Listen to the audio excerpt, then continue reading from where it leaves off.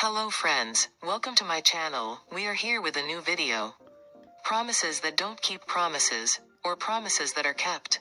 The most important promise that Barış Baktaş gave to Yağmur Yüksel made the fans uneasy. So, did he really achieve this as everyone expected? The truth finally came out. Barış Baktaş is known for his passionate love and bold promises, but when it comes to Yağmur Yüksel, he made an oath that everyone wonders whether he will actually fulfill. Promise? We will do whatever it takes to make him happy in the new year. Fans were skeptical, especially since their relationship was tumultuous. However, after a series of surprising events, he fulfilled his promise of peace, gained Yağmur's trust, and proved that he was truly devoted to her happiness. Was this the new beginning their relationship needed, or was it just a temporary cry of hope? Sources close to the couple said that Barış made a romantic surprise for Yağmur and finalized the agreement.